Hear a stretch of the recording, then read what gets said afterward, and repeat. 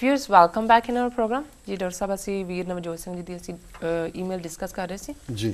ਉਹਨਾਂ ਦਾ ਜਿਹੜਾ ਇੱਕ ਇਹ ਚਾਰਜ ਹੈ ਜਾਂ ਦੋਸ਼ ਹੈ ਕਿ ਜੇ ਸਰਕਾਰ ਨੇ ਸਾਡੇ ਤੇ ਜ਼ੁਲਮ ਕੀਤਾ, ਘੱਲੂਘਾਰੇ ਵਰਤਾਏ, ਤਬਾਹੀ ਕੀਤੀ ਜੀ, ਤੇ ਕੀ ਅਸੀਂ ਵੀ ਇਹਦੇ ਲਈ ਜ਼ਿੰਮੇਵਾਰ ਨਹੀਂ? ਜੀ ਜਦੋਂ ਅਸੀਂ ਵੀ ਜ਼ਿੰਮੇਵਾਰ ਦੀ ਗੱਲ ਕਰਦੇ ਹਾਂ ਕਿ ਜ਼ਾਹਰ ਹੈ ਕਿ ਉਹ ਸਿੱਖ ਕੌਮ ਨੂੰ ਵੀ ਬਰਾਬਰ ਦਾ ਦੋਸ਼ੀ ਦੱਸਦੇ ਨੇ। ਜੀ ਬਹੁਤ ਵਾਰੀ ਇਹ ਅਮਰੀਕਨ ਐਕੈਡੈਮਿਕਸ ਦੇ ਵਿੱਚ ਜਾਂ ਅਕਾਦਮਿਕ ਹਲਕਿਆਂ 'ਚ ਹੁੰਦਾ ਹੈ, ਕਿਉਂਕਿ ਇੱਥੇ ਮੈਨੂੰ ਜਿਹਨਾਂ ਵੀ ਅੱਡ ਸਕਾਲਰਸ ਦੇ ਨਾਲ ਕਦੇ ਕੰਮ ਕਰਨ ਦਾ ਜਾਂ ਸੰਗਤ ਕਰਨ ਦਾ ਮੌਕਾ ਮਿਲਦਾ ਜਾਂ ਮਿਲਿਆ ਜੀ, ਤੇ ਇਹ ਇੱਥੇ ਬੜਾ ਫਰੇਜ਼ ਇਸਤੇਮਾਲ ਕਰਨਗੇ ਕਿ ਵੀ ਅਸੀਂ ਵੀ ਪੰਜਾਬੀ 'ਚ ਕਹਿੰਦੇ ਜੀ ਤਾੜੀ ਜਿਹੜੀ ਹੈ ਇੱਕ ਹੱਥ ਨਾਲ ਨਹੀਂ ਵੱਜਦੀ ਜੀ, ਤੇ ਮੇਰਾ ਇਹ ਜਵਾਬ ਹੁੰਦਾ ਕਿ ਚਪੇੜ ਤਾਂ ਇੱਕ ਹੱਥ ਨਾਲ ਵੱਜਦੀ ਹੈ। ਜੀ ਜੀ, ਸੋ ਉਹਨਾਂ ਨੇ ਤਾੜੀ ਨਹੀਂ ਮਾਰੀ ਹੈ ਕਿ ਅਸੀਂ ਵੀ ਇੱਕ ਹੱਥ ਦਿੱਤਾ ਹੈ ਤੇ ਉਹਨਾਂ ਨੇ ਵੀ ਇੱਕ ਹੱਥ ਦਿੱਤਾ ਤੇ ਤਾੜੀ ਵੱਜ ਗਈ। ਉਹਨਾਂ ਨੇ ਚਪੇੜ ਮਾਰੀ ਹੈ ਜੀ, ਔਰ ਚਪੇੜ ਮਾਰਨ ਦੇ ਲਈ ਨਾ ਦੂਜੇ ਦੀ ਕੰਸੈਂਟ ਦੀ ਲੋੜ ਹੁੰਦੀ ਹੈ, ਨਾ ਦੂਜੇ ਨੂੰ ਸ਼ਰੀਕ ਬਣਾਉਣ ਦੀ ਲੋੜ ਹੁੰਦੀ ਹੈ, ਪਾਰਟੀ ਬਣਾਉਣ ਦੀ ਲੋੜ ਹੁੰਦੀ ਹੈ, ਜੀ, ਨਾ ਹੀ ਚਪੇੜ ਤੋਂ ਬਾਅਦ ਕੀ ਹੋਏਗਾ ਇਹਦੇ ਕੋਈ ਕਨਸੀਕੁਐਂਸ ਦੀ ਪਰਵਾਹ ਕਰਨ ਦੀ ਲੋੜ ਹੁੰਦੀ ਹੈ। ਤਾਕਤਵਰ ਤਾਂ ਇਹੀ ਹੁੰਦਾ ਹੈ ਜੀ। ਔਰ ਰਾਦਰ ਸਾਡੇ ਕੇਸ 'ਚ ਤਾਂ ਇਹ ਗੱਲ ਇਸ ਤੋਂ ਵੀ ਇੱਕ ਸਟੈਪ ਅੱਗੇ ਜਾਂਦੀ ਹੈ, ਜਿਹੜੀ ਕਿ ਇੱਕ ਵੁਲਫ ਐਂਡ ਲੈਮ ਦੀ ਕਹਾਣੀ ਹੈ ਜੀ, ਕਿ ਇੱਕ ਲੇਲਾ ਜਿਹੜਾ ਹੈ ਔਰ ਬਘਿਆੜ ਜਿਹੜਾ ਉਹਨੂੰ ਖਾਣਾ ਚਾਹੁੰਦਾ ਹੈ ਲੇਲੇ ਨੂੰ, ਉਹ ਉਸ ਨੂੰ ਕਹਿੰਦਾ ਕਿ ਜੀ ਤੂੰ ਪਾਣੀ ਦੇ ਕੰਢੇ ਤੇ ਇੱਕ ਜਿਹੜਾ ਛੋਟਾ ਜਿਹਾ ਨਾਲਾ ਵਗ ਰਿਹਾ ਉਹਦੇ ਤੇ ਬਘਿਆੜ ਹੈ, ਉਹਨੇ ਦੇਖਿਆ ਉੱਪਰ ਲੇਲਾ ਉਸੇ ਨੇੜੇ ਉਹਦੇ ਆ ਗਿਆ। ਉਹਨੇ ਉਹਨੂੰ ਕਿਹਾ ਵੀ ਤੂੰ ਜਿਹੜਾ ਪਾਣੀ ਝੂਠਾ ਭੇਜ ਰਿਹਾ, ਮੈਂ ਥੱਲੇ ਪੀ ਰਿਹਾ, ਤੂੰ ਤਾਂ ਉਹ ਕਹਿੰਦਾ ਜੀ ਮੈਂ ਤਾਂ ਪਾਣੀ ਪੀਤਾ ਹੀ ਨਹੀਂ, ਗਿਆ ਹੀ ਨਹੀਂ ਪਾਣੀ ਦੇ ਨੇੜੇ। ਜੀ, ਉਹ ਕਹਿੰਦਾ ਅੱਛਾ ਫੇਰ ਤੂੰ ਮੈਨੂੰ ਅੱਜ ਤੋਂ 3 ਸਾਲ ਪਹਿਲਾਂ ਗਾਲਾਂ ਕੱਢੀਆਂ ਸੀ। ਜੀ, ਉਹਨੇ ਕਿਹਾ ਜੀ ਮੇਰੀ ਉਮਰ ਹੀ 2 ਸਾਲ ਹੈ, ਮੈਂ 3 ਸਾਲ ਪਹਿਲਾਂ ਤੁਹਾਨੂੰ ਕਿੱਥੋਂ ਗਾਲਾਂ ਕੱਢਤੀਆਂ? ਜੀ, ਜੀ, ਉਹ ਕਹਿੰਦਾ ਫਿਰ ਤੂੰ ਨਹੀਂ, ਤੇਰੇ ਪਿਓ ਨੇ ਕੱਢੀਆਂ ਹੋਣੀਆਂ। ਜੀ, ਤੇ ਉਹਨੂੰ ਖਾ ਗਿਆ। ਸੋ ਇਹ ਕਹਾਣੀ ਜਿਹੜੀ ਹੈ wolf and the lamb, in fact ਜਦੋਂ ਕੋਈ ਸਿਚੁਏਸ਼ਨ ਕੰਟਰਾਈਵ ਕੀਤੀ ਜਾਂਦੀ ਹੈ, ਸਿਚੁਏਸ਼ਨ ਕ੍ਰੀਏਟ ਕੀਤੀ ਜਾਂਦੀ ਹੈ, ਇੱਕ ਨੀਤੀ ਬਣੀ ਹੁੰਦੀ ਹੈ ਕਿ ਉਸ ਨੀਤੀ ਦੇ ਤਹਿਤ ਹੁੰਦਾ ਵੀ ਇਹਨਾਂ ਨੂੰ ਅਸੀਂ ਸਬਕ ਸਿਖਾਉਣਾ ਜੀ, ਔਰ ਫਿਰ ਤੁਸੀਂ ਉਸ ਕਿਸਮ ਦੇ ਹਾਲਾਤ ਬਣਾਉਂਦੇ ਹੋ, ਉਸ ਕਿਸਮ ਦੇ ਪਾਤਰ ਖੜੇ ਕਰਦੇ ਹੋ, ਉਸ ਕਿਸਮ ਦਾ ਸਾਰਾ ਮਾਹੌਲ ਸਿਰਜਦੇ ਹੋ। ਉਹ ਇਸੇ ਲਈ ਸਿਰਜਿਆ ਜਾਂਦਾ ਹੈ ਕਿ ਜਿਹੜਾ ਬਾਹਰ ਬੈਠਾ ਦੇਖ ਰਿਹਾ ਉਹਨੂੰ ਇਹ ਪ੍ਰਭਾਵ ਦਿੱਤਾ ਜਾਏ ਕਿ ਜੇ ਅਸੀਂ ਤਾਂ ਬੇਬਸ ਸੀ, ਇਹ ਤਾਂ ਬਹੁਤ ਅੱਤਵਾਦ ਫੈਲ ਗਿਆ ਸੀ, ਇਹ ਤਾਂ ਲਾ ਐਂਡ ਆਰਡਰ ਦੀ ਸਮੱਸਿਆ ਸੀ, ਕਾਨੂੰਨ ਵਿਵਸਥਾ ਦੀ ਸਮੱਸਿਆ ਸੀ, ਜੀ, ਜੇ ਅਸੀਂ ਹਮਲਾ ਨਾ ਕਰਦੇ ਤਾਂ ਖਾਲਿਸਤਾਨ ਡਿਕਲੇਅਰ ਕਰ ਦੇਣਾ ਸੀ ਉਹਨਾਂ ਨੇ, ਇਹ ਤਾਂ ਦੇਸ਼ ਟੁੱਟ ਜਾਣਾ ਸੀ। ਅਸੀਂ ਤਾਂ ਏਕਤਾ ਅਖੰਡਤਾ ਦੇ ਲਈ ਦੇਸ਼ ਦੀ ਜਿਹੜੀ ਹੈ ਉਸ ਨੂੰ ਹਮਲਾ ਕੀਤਾ। ਇਹ ਤਾਂ ਗੁਰਦੁਆਰੇ ਪਵਿੱਤਰ ਹੋ ਗਏ ਸੀ, ਅਸੀਂ ਤਾਂ ਗੁਰਦੁਆਰਿਆਂ ਦੀ ਪਵਿੱਤਰਤਾ ਬਹਾਲ ਕੀਤੀ ਹੈ ਜਾ ਕੇ ਸਾਡੀ ਫੌਜ ਨੇ। ਉਹਨਾਂ ਦੇ ਦਿਲਾਂ ਦੇ ਅੰਦਰ ਪ੍ਰੇਅਰ ਸੀ ਔਰ ਫੌਜੀਆਂ ਦੇ ਉਹਨਾਂ ਦੇ ਬੁੱਲਾਂ ਦੇ ਉੱਤੇ ਰੱਬ ਦਾ ਨਾਂ ਸੀ। ਹੁਣ ਇਹੀ ਜਿੰਨੀਆਂ ਮੈਂ ਗੱਲਾਂ ਕਹੀਆਂ ਨੇ, ਆਹੀ ਸਾਰੀਆਂ ਗੱਲਾਂ ਨੇ ਜਿਹੜੀਆਂ ਇੰਦਰਾ ਗਾਂਧੀ ਜਾਂ ਉਸ ਵੇਲੇ ਦੀ ਸਰਕਾਰ ਔਰ ਉਹਨਾਂ ਦੇ ਮੀਡੀਆ ਨੇ ਕਹੀਆਂ। ਜੀ, ਹੁਣ ਜਿਹੜਾ ਤਾਂ ਇੱਕ ਕਾਮਨ ਬੰਦਾ ਜਿਹੜਾ ਬਹੁਤ ਵਾਰ ਜਿਹੜਾ ਜਿਸ ਨੂੰ ਕਿਸੇ ਗੱਲ ਦੀ ਤਹਿ ਤੱਕ ਜਾਣ ਦਾ ਹੁੰਦਾ ਨਹੀਂ, ਉਹ ਪ੍ਰਭਾਵ ਕਬੂਲਦੇ ਵੀ ਨਹੀਂ। ਪ੍ਰੋਪੇਗੈਂਡੇ ਦਾ ਮਤਲਬ ਵੀ ਇਹ ਹੁੰਦਾ ਹੈ ਜੀ, ਔਰ ਸ਼ਾਇਦ ਇਹ ਵੀਰ ਵੀ ਉਸ ਪ੍ਰੋਪੇਗੈਂਡੇ ਦੀ ਜ਼ਦ 'ਚ ਆਏ ਨੇ ਜਿਨ੍ਹਾਂ ਨੇ ਉਸ ਪ੍ਰੋਪੇਗੈਂਡੇ ਨੂੰ ਕਬੂਲਿਆ, ਮੰਨਿਆ ਕਿ ਜੀ ਸਿਰਫ ਸਰਕਾਰ ਦੋਸ਼ੀ ਨਹੀਂ ਹੈ। ਇਹ ਉੱਥੇ ਪਿੰਡਰਾਲੇ ਗਏ ਕਿਉਂ ਹਥਿਆਰ ਲੈ ਕੇ? ਉੱਥੇ ਮਾਰਤਾ ਰਹੇ ਹੀ ਸੀ ਲੋਕ ਪੰਜਾਬ ਦੇ ਵਿੱਚ, ਮਾਰੇ ਕਿਉਂ? ਜੀ, ਹਿੰਦੂ ਕਿਉਂ ਬੱਸਾਂ 'ਚੋਂ ਕੱਢ ਕੇ ਮਾਰੇ?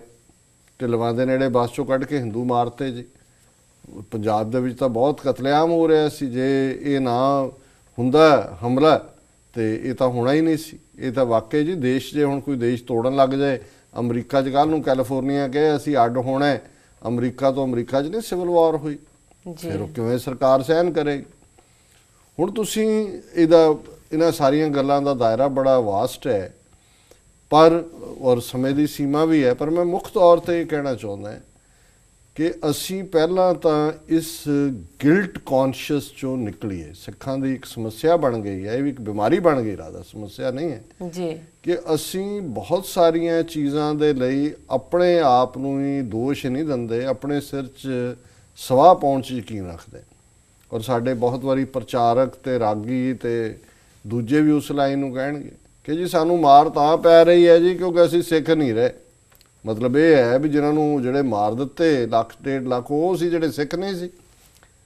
ਤੇ ਜਿਹੜੇ ਮਾਰ ਰਹੇ ਨੇ ਸਾਨੂੰ ਉਹ ਬੜੇ ਧਰਮੀ ਇਨਸਾਨ ਨੇ। ਹੁਣ ਬਜਾਏ ਕਿ ਅਸੀਂ ਆਇਡੈਂਟੀਫਾਈ ਕਰਨ ਦੇ ਕਿ ਦੁਸ਼ਮਣ ਕੌਣ ਹੈ ਜੀ, ਤੇ ਉਸ ਦੁਸ਼ਮਣ ਨੂੰ ਅਸੀਂ ਚੈਲੰਜ ਕਿਵੇਂ ਕਰਨਾ ਹੈ ਔਰ ਉਹਦੇ ਲਈ ਸਾਨੂੰ ਕੀ ਯਤਨ ਕਰਨਾ ਚਾਹੀਦਾ। ਇਹ ਸੌਖੀ ਗੱਲ ਹੈ ਕਿ ਜੀ ਸਾਨੂੰ ਇਸ ਲਈ ਮਾਰ ਪੈ ਰਹੀ ਵੀ ਅਸੀਂ ਸਿੱਖ ਨਹੀਂ ਰਹੇ। ਫਿਰ ਇੱਕ ਕਲਾਸ ਉਹ ਨਿਕਲ ਆਈ ਜਿਹੜੀ ਉਹ ਤੋਂ ਵੀ ਅੱਗੇ ਜਿਹੜੀ ਹੈ ਉਹ ਅਰਸਤੂ ਬਣੀ ਹੋਈ ਹੈ ਜੀ। ਉਹ ਇਹ ਕਹਿਣਗੇ ਜੀ ਖਾਲਸੇ ਬਣ ਜਾਓ, ਖਾਲਿਸਤਾਨ ਆਪੇ ਹੀ ਬਣ ਜਾਏਗਾ। ਪਹਿਲਾਂ ਖਾਲਸੇ ਤਾਂ ਬਣੋ। ਨਾ ਕੋਈ ਖਾਲਸੇ ਦਾ ਸਰਟੀਫਿਕੇਟ ਲੈ ਕੇ ਆਏ ਤੇ ਨਾ ਉਹਨੂੰ ਕੋਈ ਕਹੇ ਕਿ ਜੀ ਹੁਣ ਤੈਨੂੰ ਖਾਲਿਸਤਾਨ ਦੀ ਡਿਗਰੀ ਮਿਲਣ ਲੱਗੀ ਹੈ, ਤੂੰ ਖਾਲਿਸਤਾਨ ਤੇਰਾ ਮੁਲਕ ਅਸੀਂ ਬਣਾ ਦੇਵਾਂਗੇ ਕਿਉਂਕਿ ਹੁਣ ਤੂੰ ਖਾਲਸਾ ਬਣ ਗਿਆ। ਜੀ ਜੀ। ਸੋ ਇਹ ਸਾਰੀਆਂ ਹੀ ਗੱਲਾਂ ਡਿਫੀਟ ਚੋਂ, ਹਾਰ ਚੋਂ, ਗਿਲਟ ਚੋਂ, ਗੁਨਾਹ ਚੋਂ ਔਰ ਪ੍ਰਚਾਰ ਚੋਂ, ਜਿਹੜੀ ਨੈਗੇਟਿਵ ਪ੍ਰੋਪੇਗੈਂਡਾ ਹੈ ਉਸ ਚੋਂ ਨਿਕਲਦੀਆਂ ਨੇ। ਹੁਣ ਪਹਿਲੀ ਗੱਲ ਤਾਂ ਇਹ ਹੈ ਕਿ ਇਹਦੇ 'ਚ ਤਾਂ ਕੋਈ ਸ਼ੱਕ ਨਹੀਂ ਹੈ। ਹੁਣ ਜਿਵੇਂ ਉਹਨਾਂ ਨੇ ਅਖੀਰ 'ਚ ਪ੍ਰਤੀਨਿਧਾਂ ਦੀ ਗੱਲ ਕੀਤੀ ਸੀ ਕਿ ਭਾਰਤ ਦੇ ਪ੍ਰਤੀਨਿਧ ਤਾਂ ਆਪਣਾ ਘਰ ਹੀ ਭਰਨਾ ਚਾਹੁੰਦੇ ਨੇ।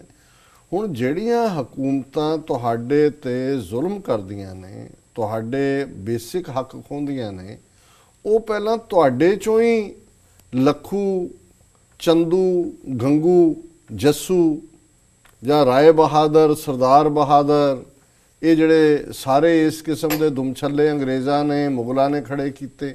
ਚੰਦੂ ਕੌਣ ਸੀ ਜੀ, ਲੱਖੂ ਕੌਣ ਸੀ, ਸੁੱਚਾਨੰਦ ਕੌਣ ਸੀ?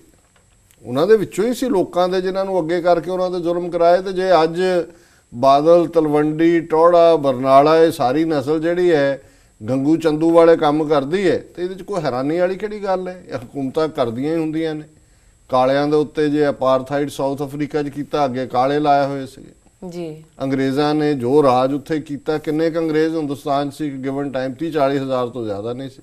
ਉਹਨਾਂ ਨੇ ਉਹਨਾਂ ਰਾਹੀਂ ਅੱਗੇ ਲਾ ਕੇ ਉਹਨਾਂ ਨੂੰ ਰਾਜ ਕੀਤਾ। ਕੌਣ ਸੀ ਜਿਹੜੇ ਪੁਲਿਸ? ਹੁਣ ਜੇ 90% ਪੰਜਾਬ ਦੀ ਪੁਲਿਸ ਸਿੱਖ ਹੈ ਤੇ ਸਿੱਖਾਂ ਦੇ ਮੁੰਡੇ ਹੀ ਮਾਰੇ ਨੇ ਉਹਨਾਂ ਨੇ, ਟੌਰਚਰ ਕਰਕੇ ਉਹਨਾਂ ਦੇ ਆਪਣੇ ਸਿਰ ਤੇ ਪੱਗਾਂ ਰੱਖੀਆਂ ਹੋਈਆਂ, ਇਹਨੂੰ ਤੁਸੀਂ ਕੀ ਜਸਟੀਫਾਈ ਕਰੋਗੇ? ਕਿਵੇਂ? ਕਿਉਂਕਿ ਇਹ ਉਹੀ ਨਸਲ ਹੈ ਜਿਹੜੀ ਖੜੀ ਕੀਤੀ ਹੁੰਦੀ ਹੈ। ਜਿਹੜੇ ਮਰਸਨਰੀ ਨੇ ਉਹ ਕੁਝ ਵੀ ਕਰਨ ਨੂੰ ਤਿਆਰ ਹੁੰਦੇ ਨੇ।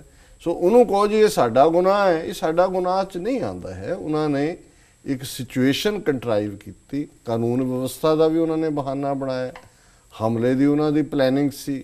ਉਹਨਾਂ ਨੇ ਕਦੇ ਵੀ ਸੰਤ ਪਿੰਡਾਂ ਵਾਲਿਆਂ ਨੇ ਖਾਲਿਸਤਾਨ ਦੀ ਗੱਲ ਨਹੀਂ ਕੀਤੀ। ਖਾਲਿਸਤਾਨ ਕਦੋਂ ਡਿਕਲੇਅਰ ਕੀਤਾ ਉਹਨਾਂ ਨੇ? ਤੁਸੀਂ ਕਹੋ ਜੀ ਜਿਵੇਂ ਬਰਾੜ ਨੇ ਆਪਣੀ ਝੂਠੀ ਜਿਹੀ ਕਿਤਾਬ 'ਚ ਲਿਖਿਆ ਕਿ ਜੀ ਜੇ ਫੌਜ ਨਾ ਜਾਂਦੀ ਉਹ ਤਾਂ ਖਾਲਿਸਤਾਨ ਡਿਕਲੇਅਰ ਹੋ ਗਿਆ ਸੀ। ਜੀ।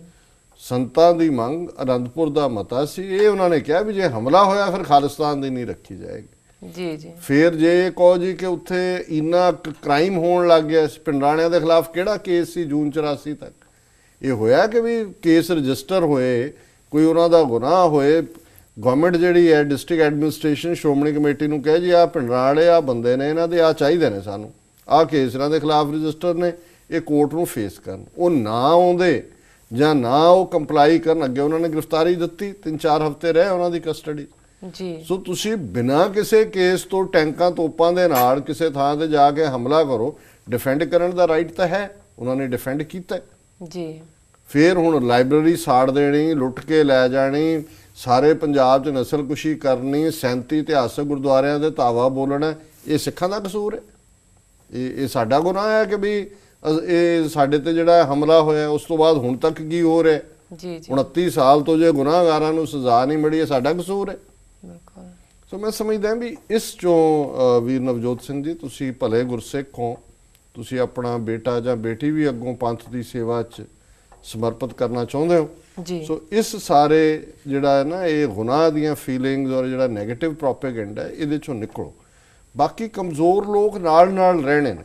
ਜੇ ਬਚਿੱਤਰ ਸਿੰਘ ਵਰਗੇ ਨਾਗਣੀ ਫੜ ਕੇ ਗੁਰੂ ਦਾ ਥਾਪੜਾ ਲੈ ਕੇ ਮਸਤ ਹਾਥੀਆਂ ਨੂੰ ਵੰਗਾਰਦੇ ਨੇ, ਦੁਨੀਜੰਦ ਵਰਗੇ ਭੱਜ ਜਾਂਦੇ ਨੇ, ਕੰਧ ਟੱਪ ਕੇ ਦੌੜ ਜਾਂਦੇ ਨੇ। ਜੀ ਜੀ। ਵਿਦਾਵਾ ਦੇਣ ਵਾਲੇ ਵੀ ਨੇ, ਫਿਰ ਵਿਦਾਵਾ ਫੜਵਾਉਣ ਵਾਲੇ ਵੀ ਨੇ, ਸ਼ਹੀਦੀਆਂ ਦੇਣ ਵਾਲੇ ਵੀ ਨੇ, ਉਹਨਾਂ ਦੇ ਇਨਾਮ ਲੈਣ ਦੇ ਲਈ ਜਾ ਕੇ ਸਰਕਾਰੇ ਦਰਬਾਰੇ ਜਿਹੜਾ ਸ਼ਿਕਾਇਤਾਂ ਕਰਨ ਵਾਲੇ ਲੋਕ ਵੀ ਨੇ। ਉਦੋਂ ਵੀ ਸੀ, ਅੱਜ ਵੀ ਨੇ, ਅੱਜ ਵੀ ਫੜਵਾਏ ਨੇ। ਕਈ ਹਾਲਤਾਂ 'ਚ ਟੱਬਰਾਂ ਨੇ ਫੜਵਾਤੇ ਜੀ।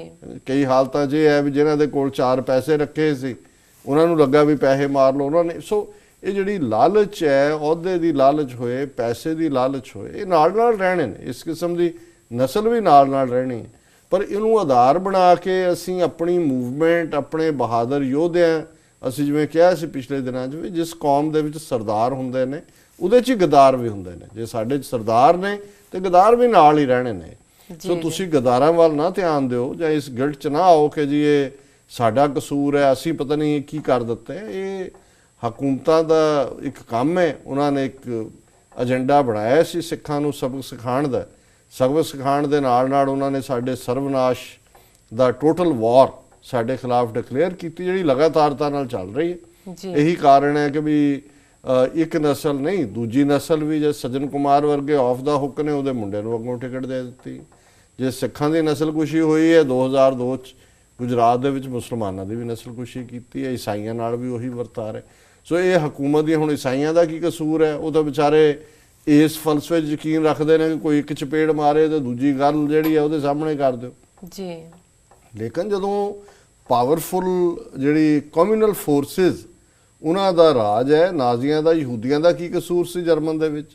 ਨਾਜ਼ੀਆਂ ਨੇ ਬਣਾ ਦਿੱਤਾ ਸਾਰੇ ਕਸੂਰਾਂ ਲਈ, ਉਹਨਾਂ ਨੂੰ ਜ਼ਿੰਮੇਵਾਰ ਬਣਾ ਦਿੱਤਾ ਕਿ ਜਿਨ੍ਹਾਂ ਨੇ ਫਸਟ ਵਰਲਡ ਵਾਰ 'ਚ ਅੰਗਰੇਜ਼ਾਂ ਦੀ ਮਦਦ ਕੀਤੀ। ਜੋ ਸਾਡੀ ਮਾੜੀ ਆਰਥਿਕਤਾ ਇਹੀ ਹੈ, ਇਹੀ ਮਾੜੀ ਨਸਲ ਹੈ, ਜੇ ਇਹ ਨਸਲ ਮੁੱਕ ਜਾਏ ਤਾਂ ਜਰਮਨ ਬੜੀ ਤਰੱਕੀ ਕਰਨਗੇ।